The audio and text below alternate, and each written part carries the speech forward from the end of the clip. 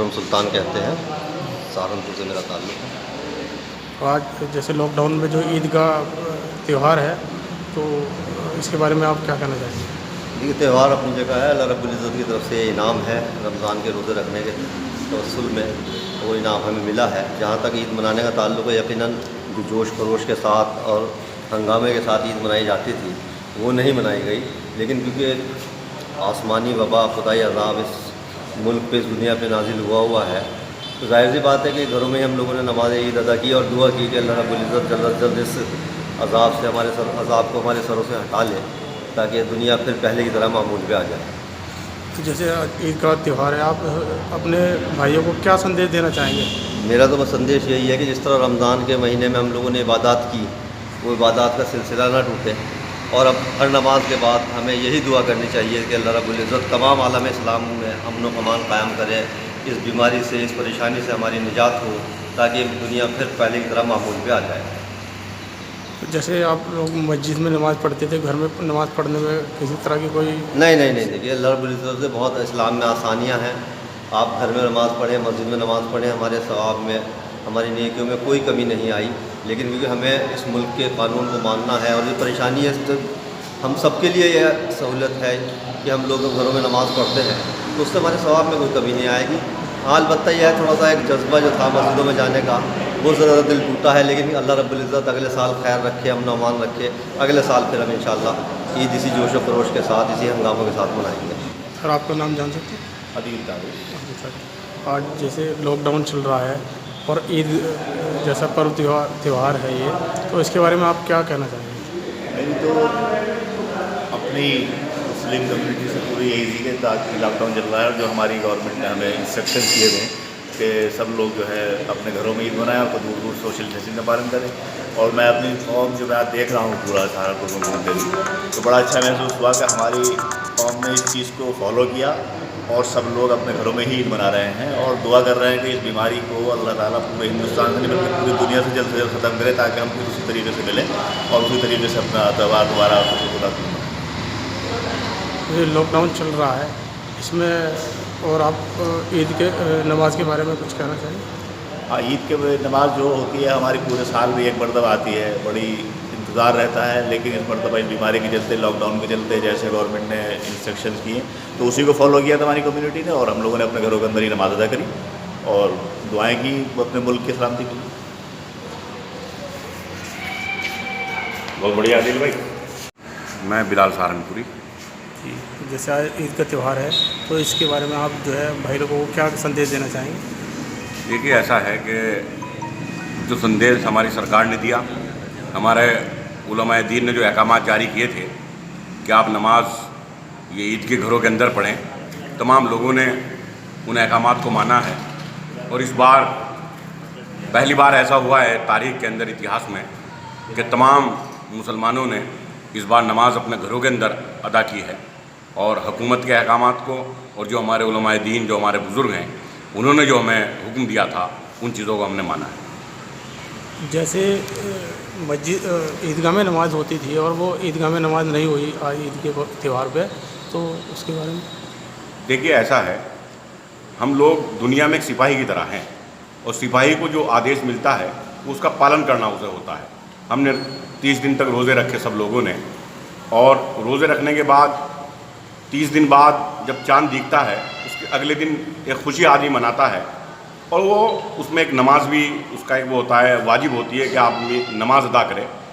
तो अब जैसा हुक्म था, अब वो घर में नमाज अदा करे या ईदगाह में नमाज अदा करे, लेकिन नमाज तो नमाज होती है।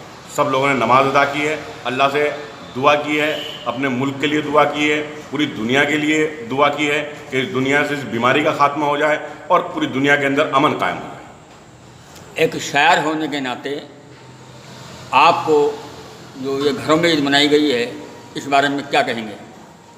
देखिए, पहली चीज़ ये है कि इस वक्त जैसा कि मैंने कहा, बहुत बुरे हालात हैं और इस बार ईद की वो खुशी हमारे अंदर नहीं है, क्योंकि हम देख रहे हैं कि मज़दूर सड़कों पर हैं, लोग भूख से मर रहे हैं।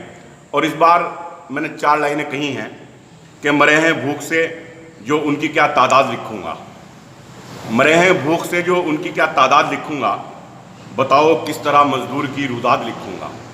मरे हैं भूख से जो उनकी क्या तादाद लिखूंगा। बताओ किस तरह मजदूर की रुदाद लिखूंगा।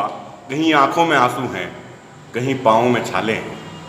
कहीं आंखों में आंसू हैं, कहीं पाँव में छाले हैं। मैं कैसे ईद की अब के मुबारकबाद लिखूंगा। मैं कैसे ईद की अब के मुबारकबाद लिखूंगा। इन्हीं 4 लाइनों में मेरा पूरा संदेश है। आपका नाम? मेरा नाम बंटे प्रधान और मैं सहारनपुर रसूलपुर का रहने वाला हूँ। जैसे कि सर आज ईद का त्यौहार है, तो इसके बारे में आप लोगों को क्या राय देना चाहेंगे? देखिए, ईद का त्यौहार हर साल आता है, बहुत खुशियों का त्यौहार है, मिलन का त्यौहार है। लोग आपस में मिलते हैं, भाईचारा कायम करते हैं। लेकिन इस बार ये त्यौहार थोड़ा अलग उससे आया है। ईद की नमाज़ नहीं हुई है, लोगों ने घरों में नमाज़ अदा की है। मेन बात यह है कि लोग इतने परेशान हैं, भूख से मर रहे हैं, लोगों को खाने को राशन नहीं है, इतनी बेदर्दी से लोगों को ले जाया जा रहा है, मजदूर घर पहुंच नहीं पा रहे हैं, बेरोज़गारी है। तो इसलिए ईद की मुबारकबाद हम इसलिए इसमें लोगों को हमने ज़्यादा नहीं दी है, क्योंकि दिल से खुशी होती है और अभी नमाज ही नहीं हुई है और लोगों भूख से परेशान हैं। तो इसमें मेरा तो मानना यह है कि क्या ईद की मुबारकबाद दें, लेकिन यह है लोगों एक चीज़ की मुबारकबाद की मुस्तहिक है। लोगों ने अपनी सरकार का, अपने उलमाओं का कहना माना है और घरों में नमाज अदा की है। सर जैसे ईद की नमाज ईदगाह में पढ़ने के बाद नमाज बहुत अच्छा माना जाता था कि ईदगाह में नमाज़ पढ़ी जाए ईद की, तो और वो इस बार नमाज नहीं हो पाई है, घरों में नमाज के लिए कहा गया है, तो उसके बारे में सर? देखिए, आपको ये बात बता दीजिए, जब से तारीख में अब तक ऐसा नहीं हुआ कि ईदगाह में नमाज नहीं हुई या मस्जिदों में नमाज नहीं हुई ईद की। अब ये पहली बार हुआ है, तो लोगों के दिलों में ये एक टीस रह गई है कि ये भी हमें देखना था। लेकिन मजबूरी के तहत करना पड़ा है। अपनी सरकार को अपनी सरकार के इसमें चले हैं, उलमाओं के कहने पे चले हैं। लेकिन ये थोड़ा सा तो दर्द रह गया कि हम नमाज जो है मस्जिदों में अदा नहीं कर सके, ईदगाह में अदा नहीं कर सके। ईदगाह तो बेसिकली एक नमाज के लिए ही होती है, 1-2 नमाज होती हैं ईदगाह में, तो खुली बकरा ईद की और ये मीठी ईद की जो नमाज़ें होती हैं बस। लेकिन अब क्या करें, मजबूरी है और सरकार का मानना भी है और हम उलमाओं को मानते हैं, अल्लाह को मानते हैं, तो इसलिए हम अपने मुल्क से मोहब्बत करते हैं, इसलिए हमने नमाज अपने घर में ही अदा की है। तो इस बीमारी के चलते लॉकडाउन लगा हुआ है और आप भाई लोगों को क्या संदेश देना चाहेंगे? देखिए, मैं लॉकडाउन के बारे में ये कहूँगा कि लोग अपने एहतियात खुद करें, हिफाजत खुद करें, घरों में रहें, ज़्यादा से ज़्यादा लोग बाहर ना निकलें। बहुत ज़रूरत का ही कोई भी इमरजेंसी हो तभी लोग बाहर निकलें, वरना अपने घरों में रहें और अपनी सरकार का साथ दें इसमें। और जो गरीब आदमी हैं उनका भी थोड़ा ख्याल रखें। ये बहुत परेशानी का टाइम है, बहुत मुश्किल का टाइम है, अपनी पूरी दुनिया परेशान है। दुआ करें अपने और लोगों की मदद करें ज़्यादा से ज़्यादा। मेरा नाम पारी मोहम्मद हारून रशीद संगमोरी। तो आज आपका ईद के बारे में क्या संदेश देना चाहेंगे? मैं सबसे पहले तो सभी को ईद की मुबारक देना चाहूँगा। एक हमारा ये ईद है, इसे ईद उल अज़हा, ईद उल फ़ित्र बोलते हैं और रोज़ों की ईद होती है और हम 30 रोज़े रखते हैं, उसके बाद ये ईद आती है। लेकिन अब के ये बीमारी है जो कोरोना बीमारी है, इस मुहलिक बीमारी से बल्कि पूरा आलम, पूरा मुल्क परेशान है। इस वजह से हम जिस तरीके से हर साल ईद मनाते थे, इस तरीके से अब के साल हम ईद नहीं मना पाए। उनके लिए आप क्या कहना चाहेंगे जो गरीब तबके व्यक्ति हैं, जो इस बार मजदूर जो लोग थे उन्हें ईद नहीं मनाई गई है, तो उन लोगों के बारे में आपका क्या संदेश है?